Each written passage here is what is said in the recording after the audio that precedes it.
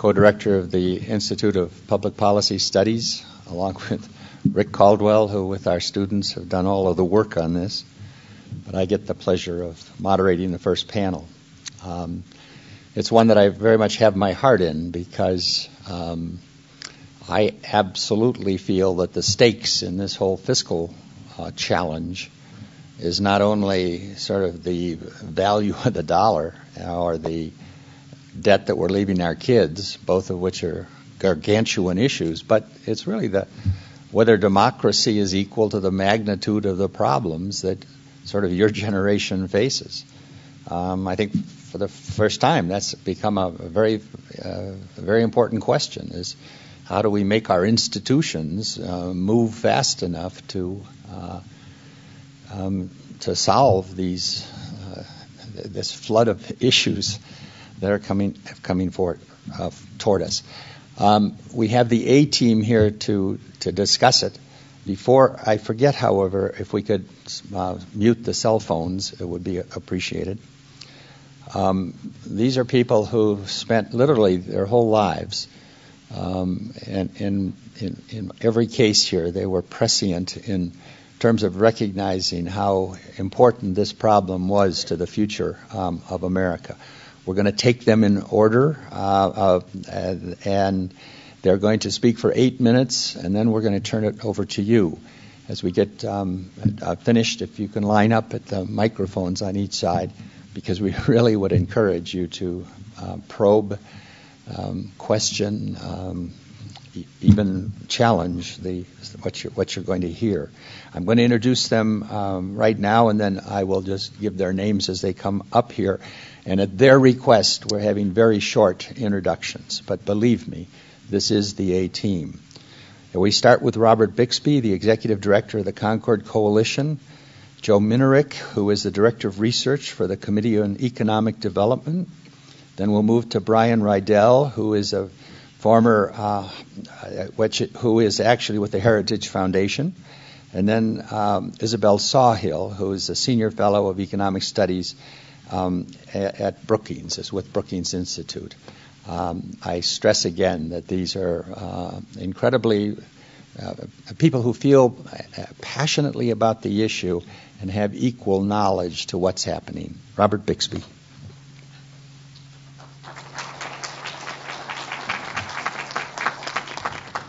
Thank you, Governor Lamm, for teeing up the discussion in your usual precise and heartfelt way. You have been one of the few voices that's been out there talking about the generational impact of these fiscal issues for quite some time, and all of us in our various organizations represented here today, thank you for all the work that you've done on this over the years. And as the first speaker today, I want to thank the University of Denver, Chancellor Coombe, Dean Caldwell, for putting this together, because it really is a recognition of how important fiscal issues are going to be for the future of the country. And, of course, the younger you are, the more of a stake you have in the future. So whatever discipline you go into, dealing with fiscal issues is going to be important because it's a matter of allocating resources. And for reasons that we'll all be talking about today, that's going to be an increasing challenge in the future. The message that we bring today is perhaps not a cheerful one. When you look at some of the projections that we'll show, but it is not all gloom and doom. As a matter of fact, I would argue that it's actually that we're actually quite a hopeful group, because despite some of the dire charts that you'll see, the reason that we're doing this sort of presentation going around the country is that we have faith that once people understand the problem, we can find solutions to them. There's nothing inevitable about a crisis so long as we honestly confront our challenges. So let me get right to that and start by doing a little Federal Budget 101, and then the other speakers will chime in. Just to tee things up a little bit here, a few days ago, the federal budget closed the books on, the Federal Treasury closed the books on fiscal year 2009. And we ran a budget deficit of $1.4 trillion. Now, by far and away, that's the largest budget deficit that we've ever had in the country in dollar terms. But when you look at it as a percentage of the economy, it's pretty bad that way as well. A lot of economists, we tend to look at the budget as a percentage of the economy, as a percentage of GDP, because it gives a relevant measure of how much it means. And just to give you a frame of reference, the prior record high in the post-World War II era for a budget deficit was 6% of GDP. That was in 1983, I believe.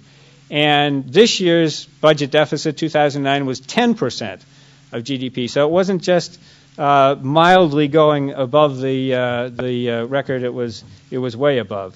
So let's look at some of the trends that are affecting the budget. Budget deficits traditionally come and go because of recessions and war, and of course those factors are playing out now. But the real problem is that even when we recover from the recession, and if the war costs fade somewhat, we're going to be in the middle of a new budgetary challenge, and that's called aging baby boomers. I know because I'm one of them. We're going to have to figure out how to pay for programs like Social Security, Medicare, and Medicaid. And as this chart is showing you, they already take up a significant part of the budget. The dynamics, the reason that that's important is because there are two dynamics that affect those programs. One is demographics, and the other is healthcare cost. Demographics just means the population is aging. We're going to have more people age 65 and over. The percentage will go from about 13% of the population to around 20% over the next 25 years. That alone is going to put a lot of pressure on these three government programs. But it's not just demographics. It's also rising healthcare costs. And we hear a lot about that this year. How to bend the healthcare cost curve is one of the things that you keep hearing about. And that is because if healthcare costs continue to grow at the same pace relative to the size of the economy as they have for the past several decades, you'd see what that red chart is showing, that red line is showing, which really would take, Medicare and Medicaid would cost as much as the entire federal budget does today within a couple of decades. So that's truly an unsustainable path. So it's really, really important to try to get health care costs under control. But those are the two factors that you got to keep in mind, the demographics and health care costs, which are driving the long-term problem. This is just sort of a freeze frame of where the federal budget is today. These are not the final figures. This was a projection that was taken. So it's if you want to look for good news, a few months ago we were projecting a $1.6 trillion deficit this year, and it's only $1.4 trillion. So that's what passes for good news on the budget in Washington these days. But the thing I want to draw your attention to is net interest. That's the red line on the top of the spending column. That's the interest that we pay on the national credit card, and it's a real consequence of running budget deficits. It's about $177 billion this year. It's maybe come in a little bit lower, but it's roughly the size that we spent on the wars in Iraq and Afghanistan. So it's a substantial sum of money. And other speakers will talk about what the consequences of that are going forward. This is not a bizarre eye chart. It is, in fact, if you look at federal spending and revenues as a percentage of the economy over time. And the important thing here, for purposes of thinking about the whole discussion we're going to have here today, is that we have tended to spend at the federal government about 20% of GDP, a little bit higher, and tended to tax around 18% of GDP. So we tend to run budget deficits around 2% of GDP. You can see the projection right now is, things are off the chart right now because we've got a recession and we've a lot of factors going into that. But key thing here is that towards the end of that projection period, we are still running a substantial budget deficit, and that's really our problem. Not the next couple of years, but the trend lines going forward. What are we doing? Where do we get all this money? Well, increasingly, we're borrowing it from other countries. Joe is going to have something more to say about the debt. Interest costs, when you have to borrow a lot of money, you have to pay interest on it. That $177 billion I talk about could go to about $800 billion by the end of the decade. Truly an unsustainable trend and something that we'll be talking about more. So let me just sum up by saying that all of us here, we come from different perspectives.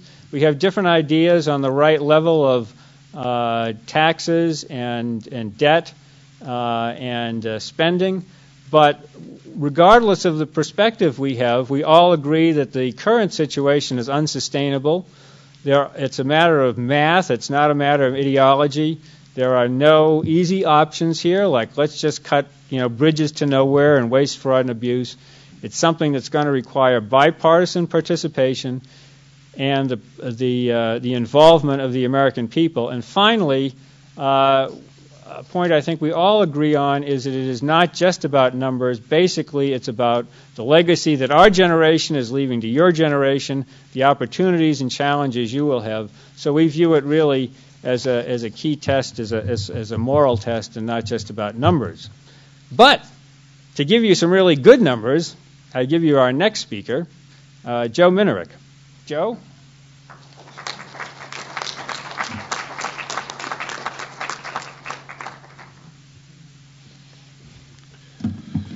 Thanks, Bob, and thanks to all of you for coming. Thanks to the university for arranging this. It's a very important topic, and I hope in the course of this day we're going to explain to you why. One reason why you should be worried, why we're worried, would be evident to many of you if you've ever gotten on the wrong side of your credit card. The situation of the Federal Treasury is not terribly different from your situation if you have a problem with a credit card. When you owe money, the bottom line of all this, the denominator by which you have to measure it, is debt. The more money you owe, the more interest you owe. If you can't pay your interest, you borrow more money to pay that, your debt gets bigger. You owe more interest, you have a bigger debt. And you can get onto the wrong side of a vicious cycle. It has happened to other countries before. It can happen to the United States now if we are not careful. A theme for you to remember: we are not preordained by God to be the strongest, most powerful, most prosperous nation in the world. We've got to earn it. And we have to earn it all the time, and this is a test of whether we can do that. Why is debt a bad thing? Simple mathematical rule of economics. In the long run, if you have to borrow lots of money, if the federal government has to borrow lots of money, it takes away the funds that the nation saves that could go into business investment that would make us wealthier in the future. The bad thing about the interest that you pay on the federal debt is it doesn't buy you a thing. If you ever hear somebody saying, I don't like the federal government because I pay all these taxes and I don't know what I'm getting for it, to the extent that we're paying interest on the debt, that person's absolutely right. You get nothing for it. The only thing you get is preventing the credit agency from backing a truck up to the White House and repossessing the furniture. You get nothing for interest, and if you're paying taxes for that, it's money that could have gone to other useful purposes if we hadn't gotten ourselves on the wrong side of that curve. That's the simple, absolutely unavoidable long-term consequence of bad fiscal behavior. There is also the possibility that if we borrow too much money, at some point people are going to decide they don't want to lend it to us, and you can have an economic catastrophe. It does not require a China trying to bring the United States to its knees. All it requires is people deciding that we are not worth the full faith and credit of the United States that we put on that paper. So there's a certain long-term problem. There is a possible short-term catastrophe from behaving poorly. And in the long term, let's face it, because my generation has not had the maturity to pay its own way, we're loading the debt onto you. And it's going to be your problem in the future, and you are going to have to pay higher taxes to service that debt, to pay the interest on that debt. And that is why we want you to be conscious of the nature of this problem. Just a couple of pictures about where the United States stands right now. This is a chart that shows the developed countries around the world, the members of the Organization for Economic Cooperation and Development. With a few exceptions, like Greece and Italy and Japan and Belgium, the United States a year ago had the worst debt situation of all these nations in the world. We're the wealthiest nation. We had close to the largest public debt. Over time, we did have a period in the 1990s, 1992 to 2000, when the United States got on the right side of the curve. You can see that relative to the rest of the developed world, our debt, compared with the size of our economy, actually went down. A personal note, 1992 was just about when I arrived at the White House. 2000 is when I left. My mother, God rest her soul, went to her grave thinking that I did that personally. I never quite bothered to explain to her that there were 2 or 3 other people involved. But you should understand that, as Bob said, there's an optimistic side to this. We can solve this problem if we have the maturity and the self-discipline to do it. I'd like to tell you a couple things about the public debt. One thing is a very large percentage of the public debt matures in a relatively short period of time. The last snapshot that we had, as you can see, almost 44% of the nation's public debt matures within 1 year. Some of that is very short-term Treasury securities. Others are longer-term securities whose time is up. They are maturing. The point here is, if interest rates go up, it does not take very long for the debt service cost of the federal government to go up substantially. A fairly significant part of that debt is financed in 3-month U.S. Treasury bills. In normal circumstances, 5 years ago, the interest rate on a 3-month Treasury bill was about 4%. Right now, the interest rate on a 3-month Treasury bill is less than 1/4% because the economy is so weak and there's little competition in the credit market. If the interest rate goes up to normal circumstances, that says that the amount of money that we have to spend on interest on those short-term securities will increase by a factor of 16. So that is an indication of how fast interest costs can rise. Another part of this picture is that we have been relying heavily on foreign investors to buy our paper and to lend us the money that the federal government needs to operate. Since the beginning of 2001, what this chart tells you is of every $3 that we have borrowed to finance the operations of the federal government, we have relied on foreign sources to lend us $2. All we need is for those foreign investors to decide that they've had enough U.S. paper.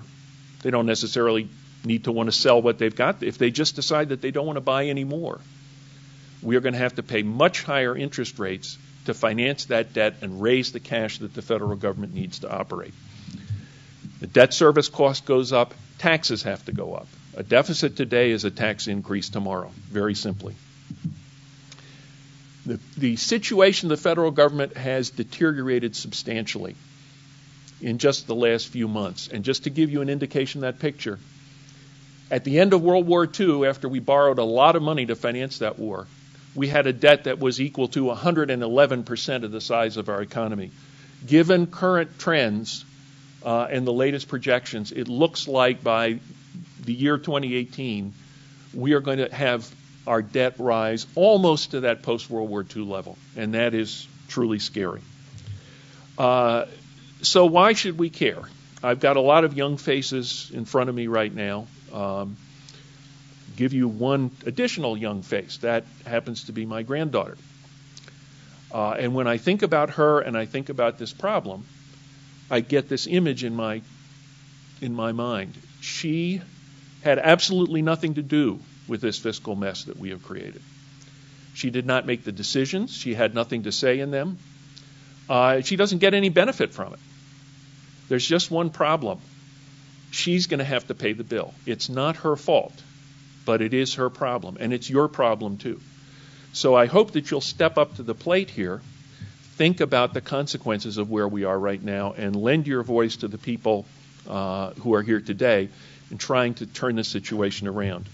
Brian Riedl is going to speak to you now.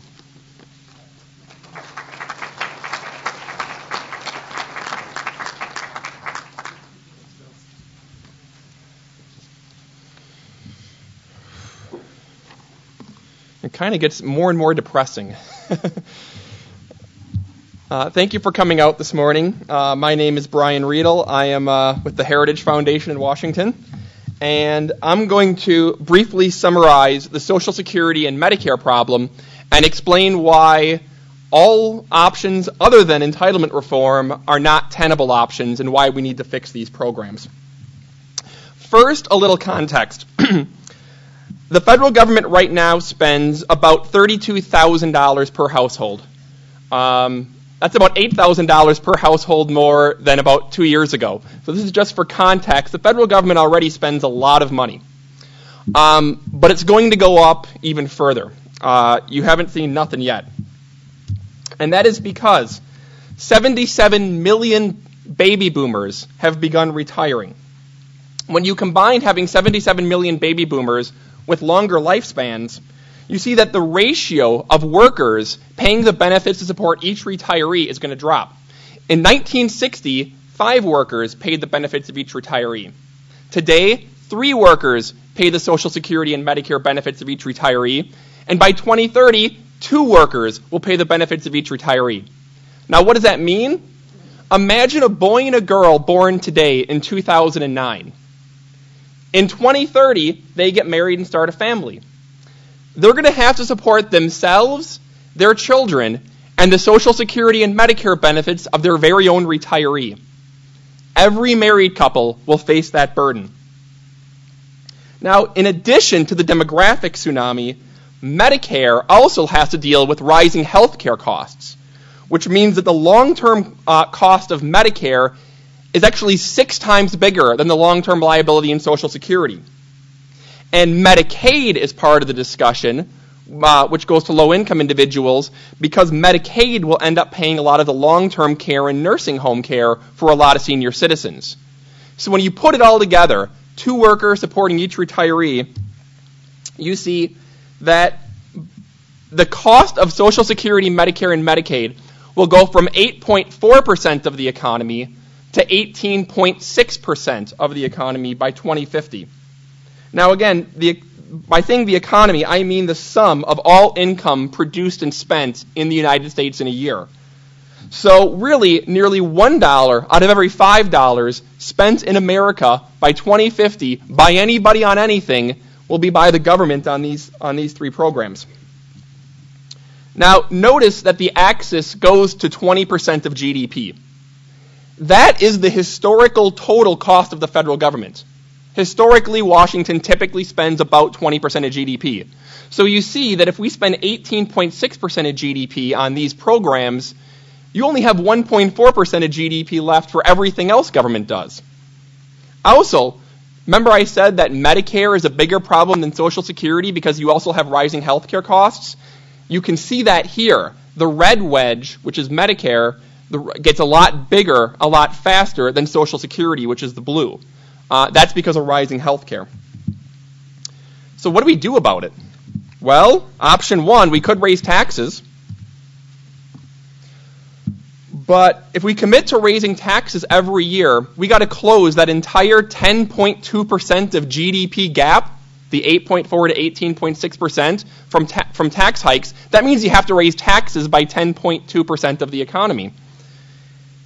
In today's dollars, raising taxes by 10.2% of the economy would come to $12,000 per household.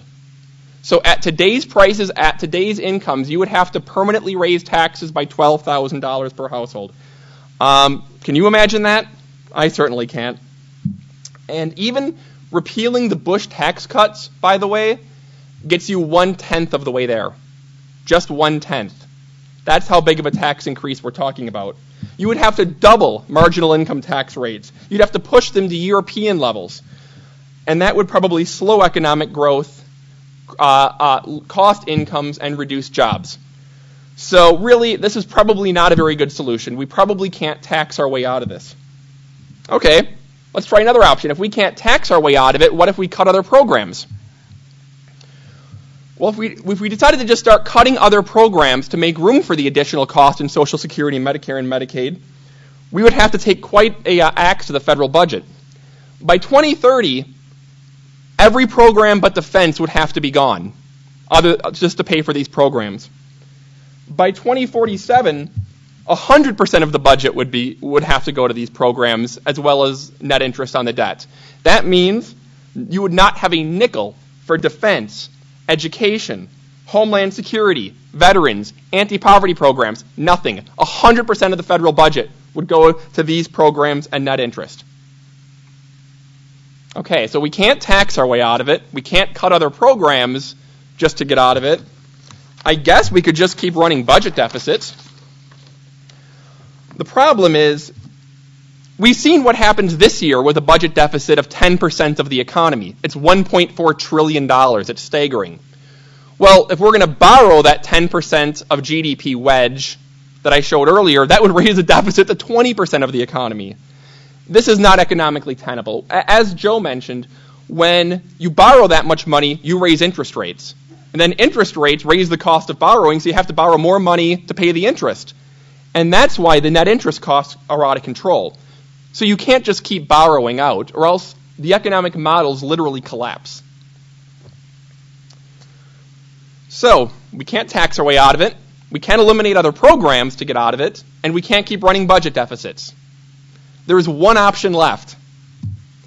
Modernize Social Security, Medicare, and Medicaid.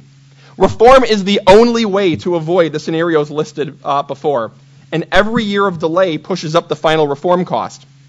Now, reform may include ideas such as putting programs on a long-term budget with caps, which would help us set priorities and better make trade-offs between our programs. We could rein in program costs by targeting benefits to those truly in need and bringing more choice and competition into Medicare and Medicaid. But whatever we do, we have to move relatively quickly, because many people believe that those over the age of 50 should not be affected by reform. They're too close to retirement. We should only reform for people under the age of 50. Well, every year 4 million baby boomers turn 50. By 2014, they'll all be over 50. So at that point, you would have to pull the rug out from those who are close to retirement. The quicker we move, the earlier we move, the more time we give retirees to adjust to the new policies that we might need. To sum up, while I've thrown some economics and numbers at you, this issue is about more than economics. The question is whether one generation should hand a multi-trillion-dollar retirement bill over to the next generation. In the absence of fundamental reform, the next generation faces higher lifetime tax rates and lower incomes than their parents. And every year we wait, the cost goes up. But it doesn't have to be this way. This is the greatest economic challenge of our era. But this nation has tackled depressions and world wars. We can surely tackle this too.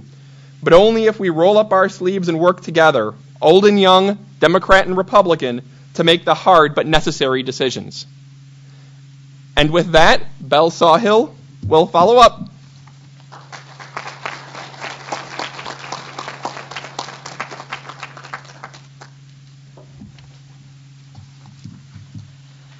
Well, I hope all of you are sufficiently alarmed at this point. I couldn't agree more with all of my colleagues on this panel that we face a very, very serious problem. I particularly like the way Joe Minarik put it when he said the U.S. is not preordained to always be the most powerful, most affluent country in the world.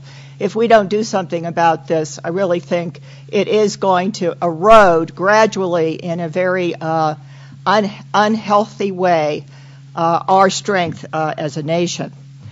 But let's talk about solutions. I think everything has to be on the table. The problem is so large, just in dollar terms, as you've seen, that we can't focus just on entitlement reform, as Brian has emphasized, although we definitely need entitlement reform. We may also have to raise some revenues. I think we are going to have to do both.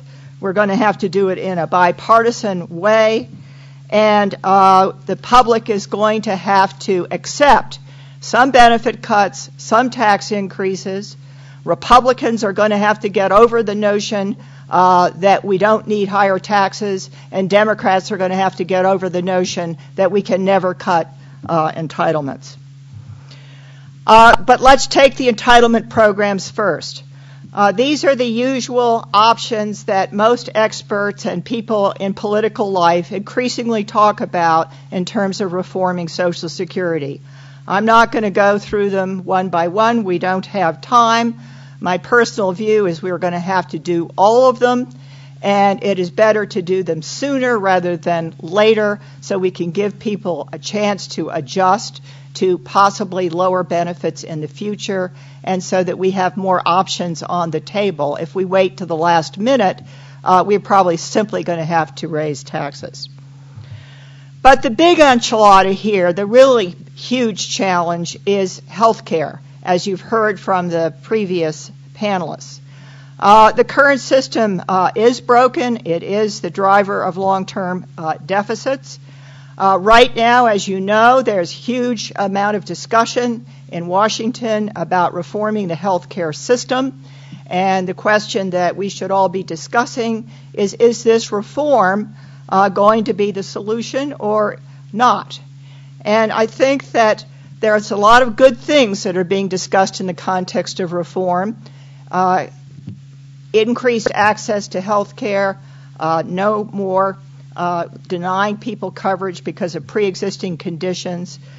But at the same time, there's a real struggle underway to contain costs, and particularly long-term cost growth.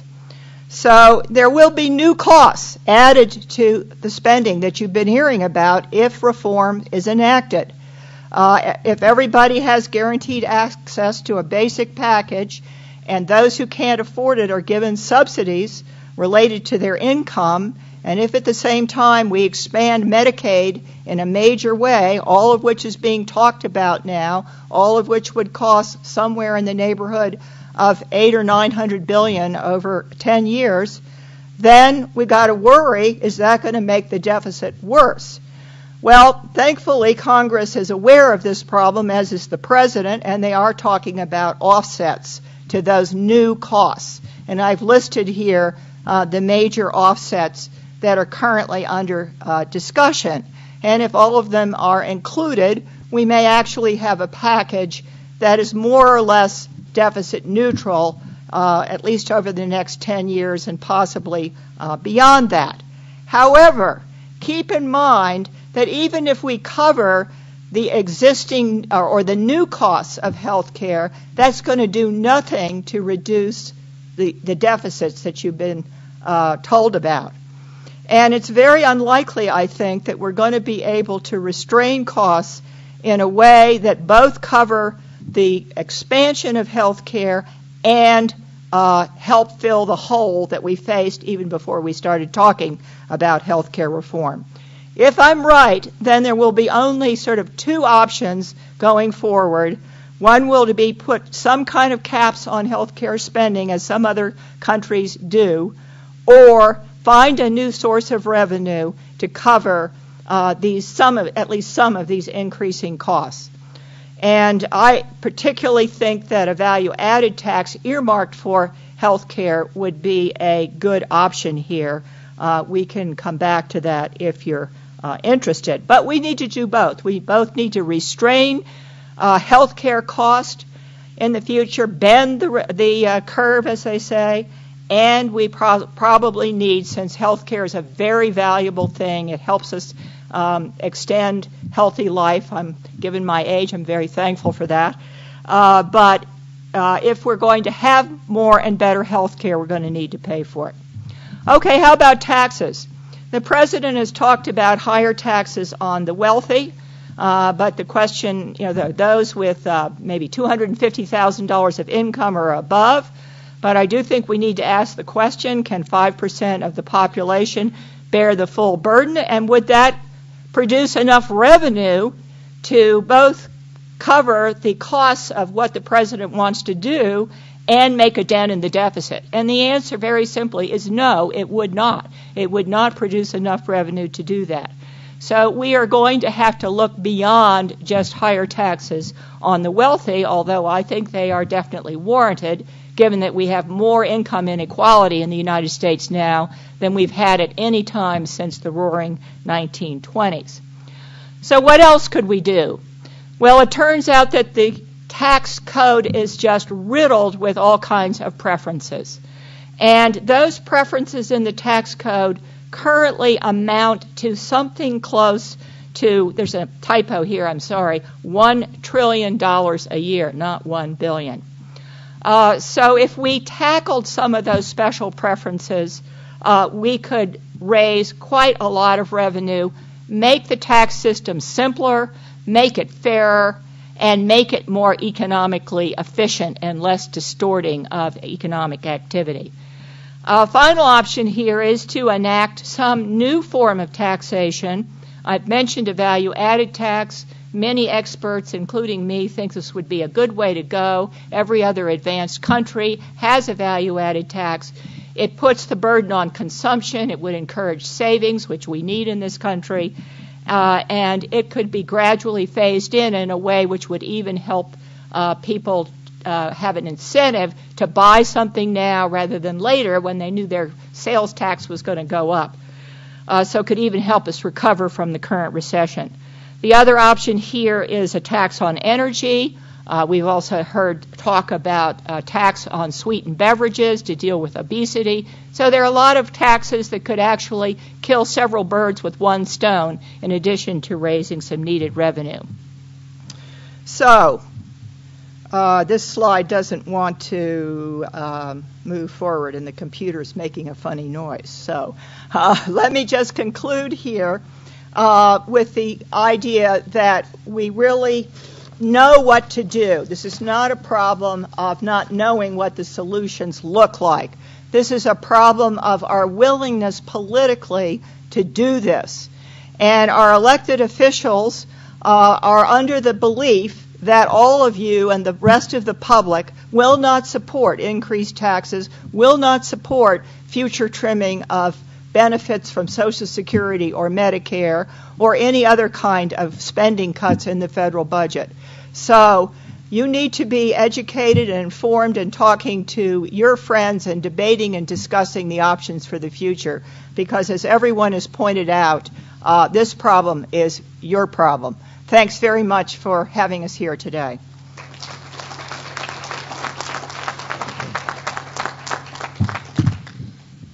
Panel, that was terrific. And we have 2 microphones down here. We would love people to be lining up. And while you are, I wonder if I could ask the other panelists to comment on Belle's statement that there's 2 parts of this, entitlement reform, but also raising taxes. So her idea, her view that you have to raise taxes as part of this. Well, I agree with that. I mean, I think that you're going to ultimately have to have a balanced approach. What is driving the long-term gap that we all talked about is the growth of the entitlement programs. That's what's unusual, from a historic point of view, and that we're going to have to deal with. I think it's unlikely that we're going to be able to make sufficient cuts in those entitlement programs, particularly because so much of it is involved with demographics and healthcare, that we're going to be able to keep the revenue line at about where it has historically been. So I think we're going to have a historically, higher overall level of taxes. How you do that is, it doesn't just mean you have to raise income taxes. There may be other ways that the next panel may talk about to raise taxes in a more economically efficient way. But I think you do have to have both. Brian was absolutely right that we do not get out of this problem unless we achieve significant savings in entitlement programs, primarily Social Security and Medicare. Belle is absolutely right that even that is not enough. There's another dimension to this that I think you have to understand, and that is time. Brian pointed out that you do not want to take a 64-year-old piano mover who was planning on retiring at 65 and tell him that you're cutting his Social Security benefits by 20%. He cannot make up the difference by carrying pianos for another 5 years to fill in that missing retirement income. So you have to give people fair warning. That means that savings in Social Security take a while to build. It's the same thing in healthcare. Part of the problem with our healthcare system is we have invested in hospitals, equipment. We've invested in highly specialized skills. In many cases, those are bad investments in that we don't really need those investments, but we've made them and we're going to be paying for them for a long time until we straighten out the way our overall healthcare system works. So the big savings are going to take a while to be achieved, and in the meantime, we're piling up this debt. And the whole problem, the whole thing we have to cut off is this accumulation of debt.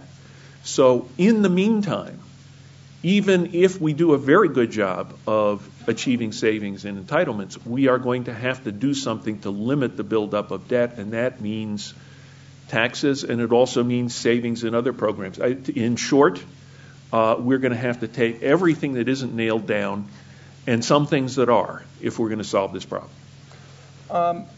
I understand probably some tax increases are inevitable, but remember, this is primarily a spending problem. The moving variable here is rising entitlement spending. It's not that tax revenues are dropping. It's that spending is rising very quickly. So I think most of the changes should occur on the spending side. Additionally, if we're worried about dumping a lot of debt onto our grandchildren, I'm not sure taxing them to death instead of borrowing from them is much better. I would prefer to lower the burden on our grandchildren of the burden of debt as well as the burden of taxes, because either way they're kind of on the hook for it if you choose taxes or borrowing. I would prefer lower spending. A point that was made about the current healthcare program, the current healthcare bills in Congress do include tax increases.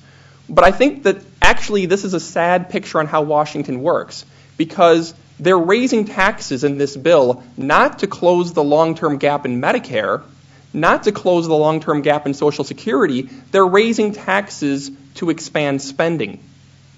Okay, and I'm a lot more willing to accept a tax increase that goes into actually shoring up these programs rather than providing an additional benefit. Because if we raise taxes now to provide a new health care entitlement, that's a tax increase that you can't do now to fix Social Security and Medicare. That's one fewer tax increase on the table later.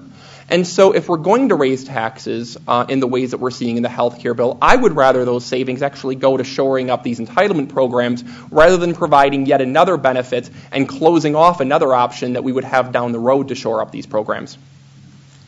We're going to go over here and then alternate microphones. Sir. We heard a lot today about entitlement reform, raising taxes. I saw a poll recently suggesting that 50% of Americans are opposed to cuts in Medicare benefits. My question is, are these solutions politically viable, reasonably, and realistically politically viable? And what level of compromise can we accommodate and still solve our problem?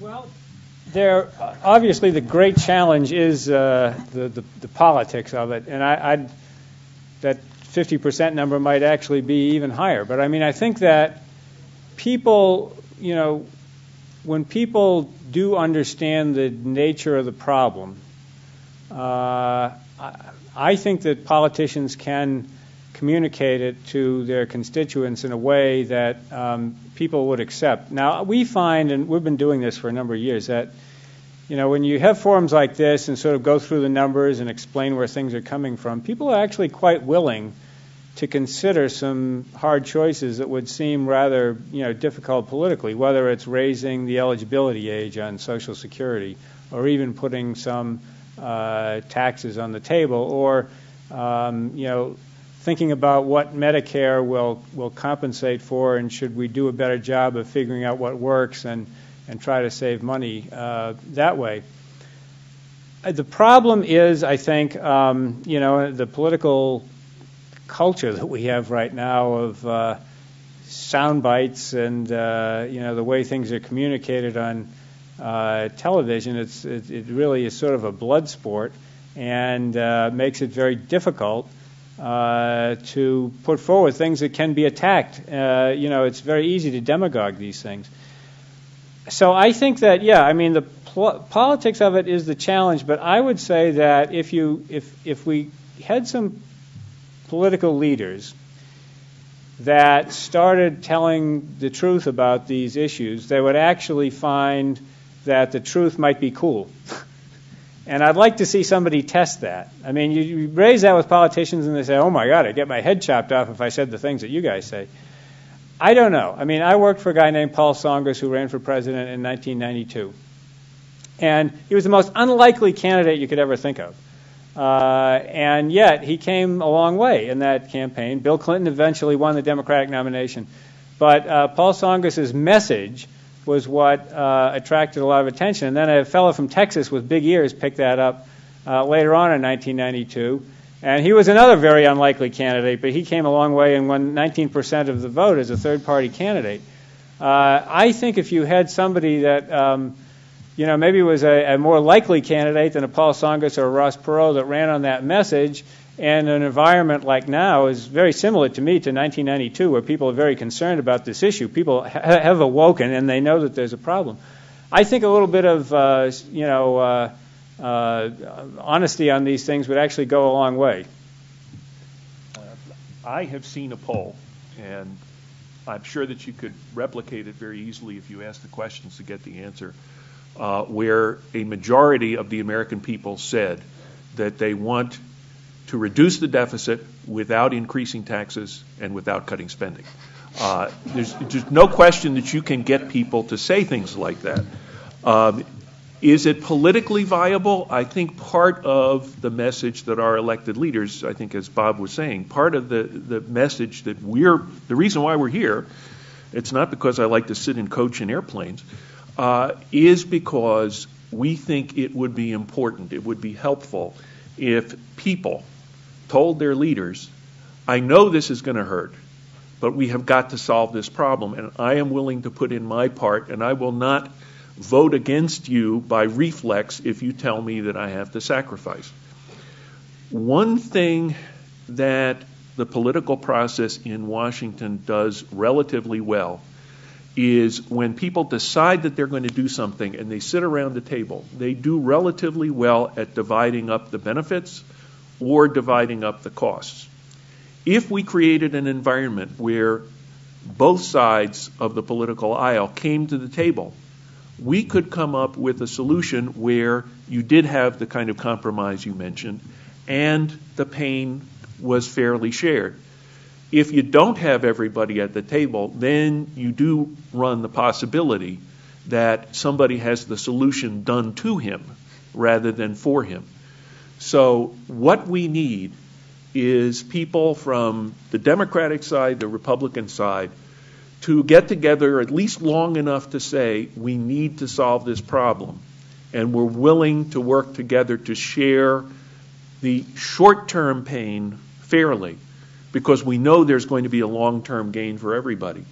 And if you do that, and if you hammer it out, it's painful, it's tiring, it's a mess, but when it's done, it will be better for everybody. Let me briefly jump in and say, if you would have said 2 years ago, if you would have asked 2 years ago, how realistic is it that Washington is going to pass a $700 billion bailout of Wall Street? People would have said the American people would never stand for that and never allow it. Events change. Events force people to consider policies that were politically unrealistic a couple years earlier. And while these reforms may be politically unrealistic right now, Joe laid out the scenario of what having these budget deficits will do to the economy, how they will raise interest rates, what they will do to growth. At some point, the debt's going to get so big that the bond market's going to respond, interest rates are going to spike, people are going to see things happening in the economy they've never seen before. At that point, policies that may have seemed completely unrealistic will become realistic because there will be no alternative. So I agree that there's a lot of political danger today to these sorts of policies, but events can change as the economy changes. And what's politically crazy today could become the conventional wisdom solution a couple years down the road.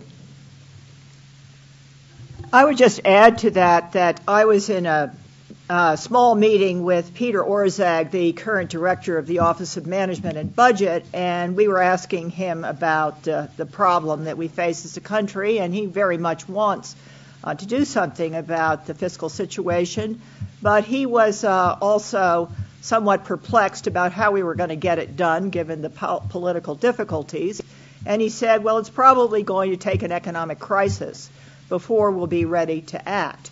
The problem with waiting for an economic crisis is that's just the worst scenario possible. In the meantime, you have these termites in this house, and it is slowly eroding the strength of the house, and eventually the house will collapse. We should be doing something before the termites get really bad, while we still have time. And that's what's so difficult for us to do politically. So let's not wait until there's a wolf at the door. Let's try to attack the termites right now. Let's go over here. I'm Martin Buchanan, a writer and policy analyst. A brief comment and a question. The comment is that a value-added tax that replaces the corporate income tax and the Medicare payroll tax would actually potentially increase revenue while lowering marginal tax rates, which is a nice combination in this situation. The question is that would you comment on the contribution of, if we ended 2 unnecessary wars and reduced baseline military spending from 10 times China's level to merely 5 times China's level, that would eliminate about 30% of the fiscal gap. Am I right about that? Well, I don't know about that specific number. What I think you raise a good issue, because everybody knows that we've been spending a huge amount of money in the last several years on military, on the wars in Iraq and Afghanistan, and so a logical question is, why don't we talk about that before we talk about popular programs like Social Security and Medicare? One of the reasons is that it is a huge amount of money that we've been spending, but when you look at the projections going forward, it's the entitlement, those 2 entitlement programs in Medicaid that are growing faster than the economy, and that's that's the driving factor here. So that if we ended the wars in Iraq and Afghanistan, it would certainly save some money, and that would help with the short-term budget deficit, but it wouldn't make much of a difference at all in the long-term projections that we're more concerned about. In other words, the problem is the structural built-in budget deficit that we have, and so even if you were, well, I'll revert to talking about it in terms of GDP, percentage of GDP, if you'll pardon me for doing that. But defense, just in the early 90s, when Joe was doing great things with the budget there, defense, I think, was around 6% of GDP when you came into office, and it was around 3% of GDP at a low. So we saved about 3% of GDP. That's a lot. During the 90s, and part of that was because of the end of the Cold War. Now defense has gone back up to about 4% of GDP, a little bit over that, as a result of the new war that we're in. But it hasn't gone back up to around 6 or 8 or 9 or 10 where it used to be. And so even when this war ends, if we were to end it tomorrow and bring everybody home, we're not going to win the Cold War twice. We can't save another 3% of GDP on defense.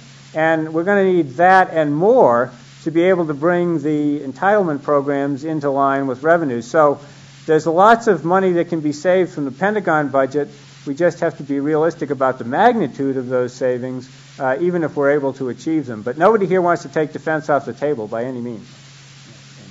Can I just say a word about your comment on the value-added tax? I totally agree that if we implemented a value-added tax, we could reduce top corporate and income tax rates, probably to around 25%. I mean, there are proposals to do exactly that.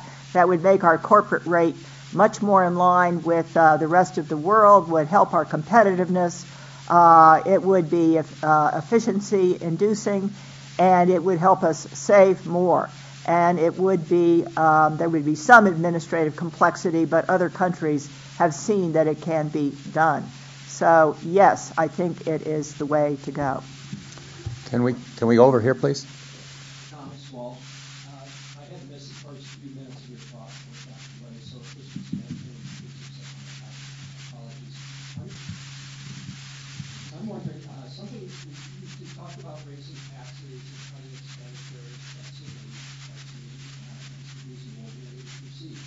There is another thing that can be done that strikes me as catastrophic.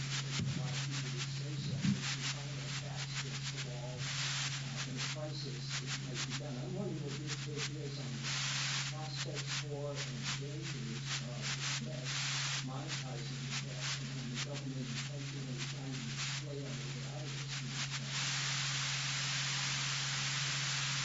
Actually, it's a shame you were late because before you got here, we solved the whole problem. But that's exactly what we're trying to forestall. I think, as Bell mentioned earlier, waiting until you have a crisis is too late. And the way that when you are up against the wall, that's how you get out. And the result is the consequences would be unthinkable. I think my colleague Bill Gale may address exactly that scenario on the next panel. I would just think I think it would be a very bad solution, but I did hear from a member of Congress who at a recent public event actually raised that as a serious possibility. I was kind of surprised to hear that, but Let's go over here. Eric Butts. Yeah, Eric Butts. My question is around the deficit and how market forces do or do not work to control it. Governor Lamm has spoken in the past about how certain aspects of healthcare prevent market forces from working in it. I think notably the absence of visibility of the consumers to the prices of healthcare. And I was just wondering, Mr. Minarik mentioned that at some point people may stop purchasing debt. Are there forces out there, or what prevents those forces from actually capping how high that deficit is? I think an indirect answer to your question, but a useful one. I was in a public session one time after Alan Greenspan had left the Fed, but somebody asked him, why are people still buying our paper? And his answer to that question, he said there were really two possibilities. One is the rest of the world probably presumes that we could not possibly be so stupid as to allow this problem to get out of control. I hope they're right. The second alternative that he raised was, well, we have problems. Many of the other countries around the world have problems too. Europe, you have a number of countries within the European Union that are, I'll be unkind, economically dysfunctional. There are others that are behaving quite well, but in China, you still do not have fully mature financial institutions. They peg their currency to ours. It's not clear that they could float their currency immediately. So buying Chinese bonds is no different really from buying U.S. securities. Japan has many of its own problems. So one of the things that probably prevents us from addressing the problem is that these forces, the rest of the world somehow trusting us, makes it possible for us to continue behaving the way we are, which I guess is a branch office of Bell's point. At some point when that mentality changes, we are going to have a crisis. So what we need is the maturity and the foresight to take discretionary action before that to stop heading in that direction. But there are no natural forces right now that are leading us to do that. So it's not like when the oil prices rose, there was a natural reaction. It wasn't a crisis, but it forced people to behave better. So there's nothing like that. Well, in the case of oil, the price of oil goes up. People naturally try to find ways to consume less of it. Plus, it has an effect of slowing the economy, which naturally reduces consumption. A plant lays off its workers and shuts down. It doesn't burn any oil. In this instance, so long as people are willing to lend us money, we keep behaving the way we have. You do not have, the governor's right, you do not have a natural process that moderates it. You're going to get to the point where you're gradually increasing the force and the mechanism just breaks. Let's go over here.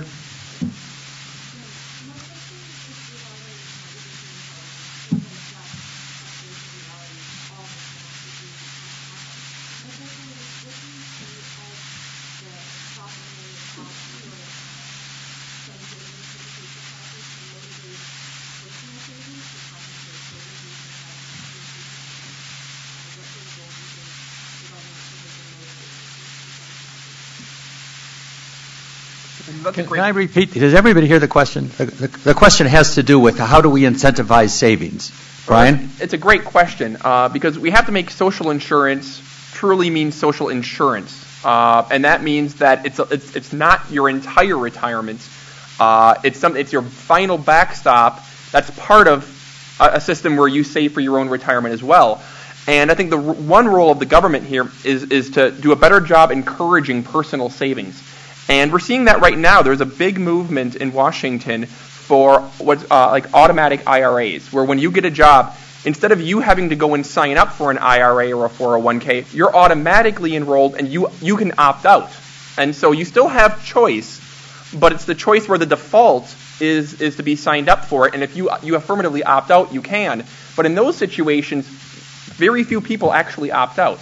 And so you can do that. There's also there's always a push for more tax breaks for savings. Now, the scholarship kind of goes back and forth on whether or not tax breaks for savings actually increase personal savings.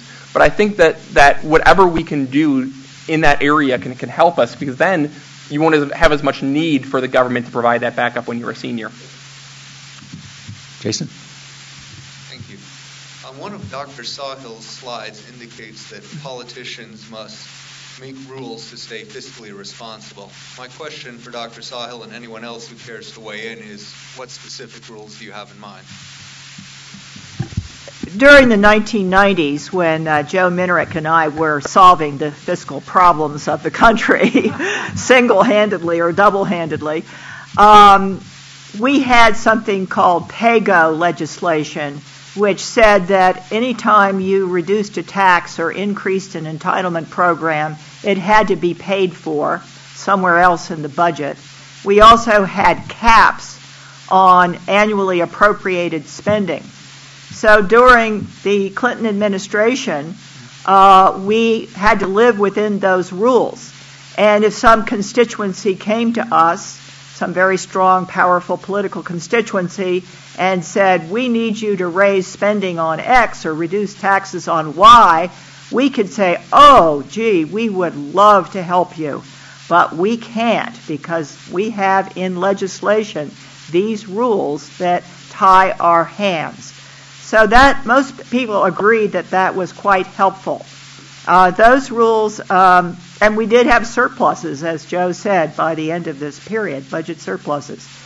Those rules then expired, and during the Bush years, we reduced taxes in a major way. We put a new provision into Medicare to pay for prescription drugs, and we got into the trouble that we're in now. We need to bring back those kind of rules. There's been a debate because many Republicans don't want the rules to apply to taxes, just to the spending side of the equation. But Brian might want to say something about that. I have some reservations on PAYGO going forward. I think we've had a PAYGO rule in Congress the last few years. Not a law, but a rule, and it's been waived over and over and over. They waived it for a veteran's entitlement. They waived it for the stimulus. I think that there is a possibility, if needed, that it could be waived on health care reform. So I'm not sure PAYGO necessarily has the teeth at this point to not be waived. Additionally, regardless of one's take on PAYGO, I think everyone would agree who's looked into it that PAYGO won't force action on Social Security, Medicare, and Medicaid, because those programs are part of the baseline. They grow automatically every year, and PAYGO only applies to a new entitlement expansion. So PAYGO would apply to the new health care bill in Congress, but it would not apply to the automatic annual increase we see every year in Social Security, Medicare, and Medicaid as baby boomers retire and health costs increase. It exempts those increases. So while PAYGO may help in some ways, it may help stop the creation of new entitlements and new tax hikes. It doesn't do anything about the annual painful growth in the entitlements we already have. And for that, I think one of the options that can work would be to, and this is an idea that I know Bell has worked on, and actually pretty much everybody here has worked on, is to convert entitlement programs into kind of 30-year discretionary programs, where we would set a 30-year targets for how much we're going to spend on Social Security, Medicare, and Medicaid. No more blank check. And then every 5 years or so, you sit down and go, are we on path to meet our targets? And if not, how can we put it back on that path? That way, you're no longer just writing a blank check for these programs, but you're actually forcing Congress to take a look at them every couple of years and make sure that we're prioritizing right between those programs and other programs such as defense, education, and homeland security. There's a lot of agreement across this panel, but I'm going to disagree with Brian on this one. Number one, Brian is correct. You cannot bind the sovereign. You cannot tell the Congress, you cannot write a law that tells the Congress what it must do because the Congress can just write another law. But you have to have a process. And one benefit of having a process, if your dog misbehaves, the instructors will tell you that the way you train the dog is you rub its nose in it so that it knows that it misbehaved. The nice thing about a budget process is it can force the Congress to vote and to say, I know I'm breaking my own rules, but I'm breaking my own rules. At least they have to admit it. But at the bottom line, the Congress has to do its job. And part of the responsibility of the electorate is to force the Congress to face up to that problem. In terms of what PAYGO can do, the accumulation, the way that you enforce PAYGO is you have something that you call a scorecard. And the scorecard starts at 0 with the baseline, and then if you do something that spends money, you have to make it up. But that 0 is a number that is determined in law. You could write a PAYGO scorecard that started with a negative number that said by the end of next year you've got to save $20 billion. There's nothing to stop that from happening. And using the PAYGO process, you could enforce that $20 billion bogey. The process that we had, if you look around the world, I was tasked with writing a paper about this, and if you look around the world, our system worked pretty doggone well until people decided just to disobey it. We need a system that is supported by the electorate that tells our congressmen that they've got to obey the system. For the record, I don't disagree with that. Well, my take on that is that I'm a big fan of PAYGO, and I think you need to supplement that with discretionary budget caps. And the fact that PAYGO doesn't do everything doesn't mean that it does nothing. And so I think that they do waive it sometimes, but as Joe said, it at least forces them to go through that process. But I would say one of the other things that we talked about that Bell and I worked on a paper, and I disagree a little bit with the way Brian characterized that. We never talked about turning the entitlement programs into discretionary programs. What we talked about is rather than having them run on autopilot, setting some sort of targets and with a look-back mechanism, whereas if they were growing faster than we thought, then there would have to be some sort of action that would be taken, either on the spending side or on the revenue side. And that could be triggered, could trigger the action of some sort of a commission. You hear a lot of talk about a commission now. Commissions are easily dismissed, like mother-in-law jokes or that sort of thing. But if you actually had a commission that had teeth in it, that had a that the Congress would have to consider, wouldn't have to adopt what they did, but it would at least have to consider, take a vote on what they did. I think that that's a mechanism that might even come out of the health care bill in some form. So that's another one that perhaps could be added to the mix. Well, I just wanted to add a footnote about health care reform since it's so current. There is a Medicare commission in one of the health reform bills that many of us think could be extraordinarily helpful because it could be an independent body that was figuring out how we could get more value for our health care dollars. and suggesting reforms, and then saying to Congress, we recommend these reforms, and Congress would have to vote on them on an up and down vote under certain circumstances. So that's a very important mechanism that is going to be in play as health care reform goes through the final process here of trying to reconcile what's in the House bill, what's in the Senate bill, and what the administration wants. My sense is that both the administration and the Senate, at least, want this to be a strong mechanism, reasonably strong. We're going to go over here for the last question. I just have a couple of comments and then a couple of questions really quick.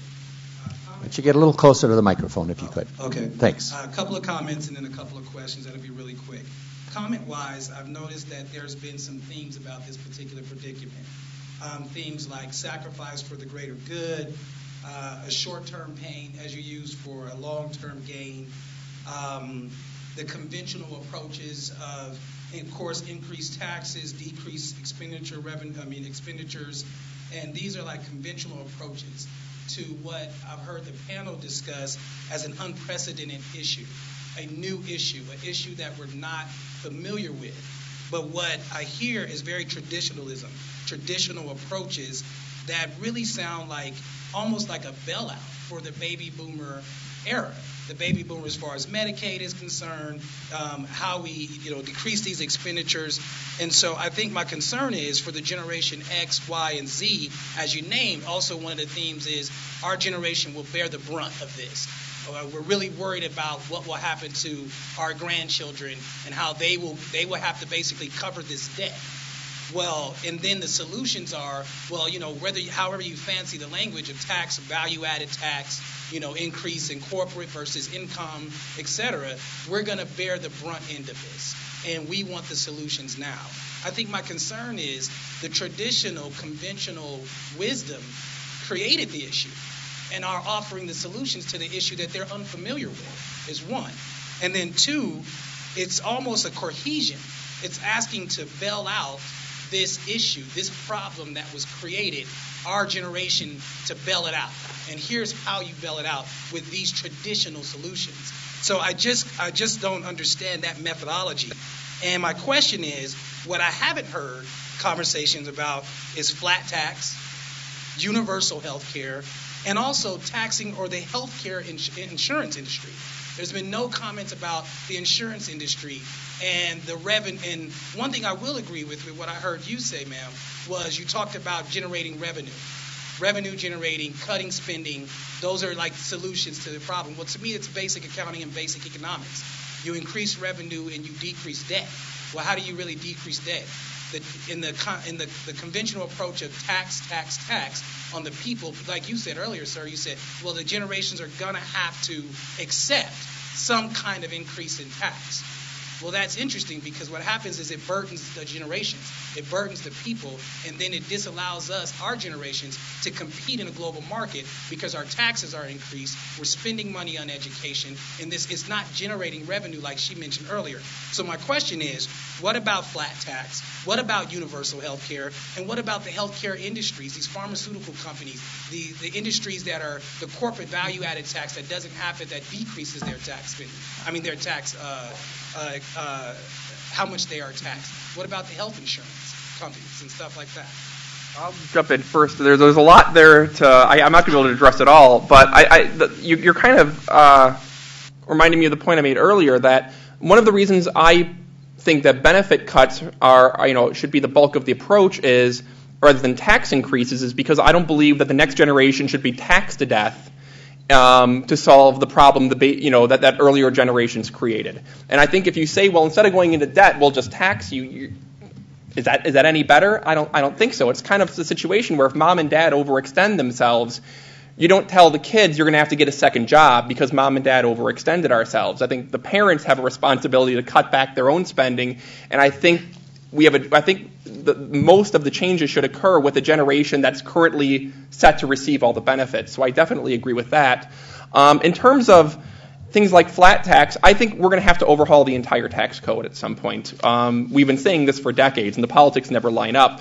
But we're going to need a tax code that raises more revenue in a less distorting way. And I think everyone here would agree that the tax code right now has a lot of distortions, whether you're talking about tax expenditures or high marginal rates. There are some who would agree that a flat tax could be designed that could raise more revenue than the current system. It all depends on what you set the rate at. So I think tax reform is a better way to do it, something like a flat tax, so that you're not doing it in a piecemeal way. Now, of course, you're going to get a lot of disagreement on this panel about how to do it, but either way, you're going to have to get the money somehow at whatever revenue we set, and we need to do it in a rational way, and no one here is going to argue that the current tax code is rational. Anybody else? We're running out of time. But I would just make one general comment. I think you raised really interesting public policy questions, really interesting. The juxtaposition, for example, between, or talking about a flat tax and universal coverage. Suppose you liked both of those ideas. The next question would be, do they add up?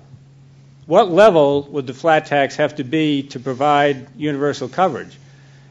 And it might be so high that then it would no longer be an attractive idea. So you'd have to say, well, do I want to change the tax plan or do I want to come down on the coverage, universal coverage? So if conventional wisdom means that you have to pay for what you want, sign me up.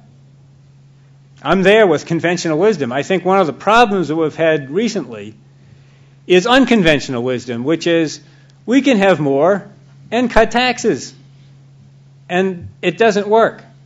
So that's just my plea on public policy is there are a lot of good ideas out there, but at the end of the day, they have to make sense fiscally. They have to fit into a budget. That's the essence of what budgeting is all about, and that, of course, feeds back into the overall sustainability of the economy.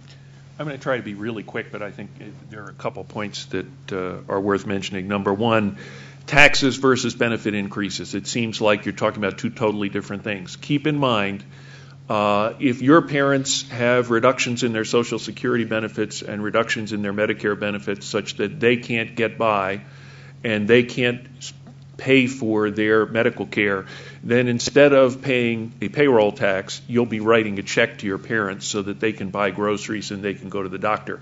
They're not necessarily different. There is going to be something at the end of the day such that we have got to share these costs. We, in our generation, have gone over the line.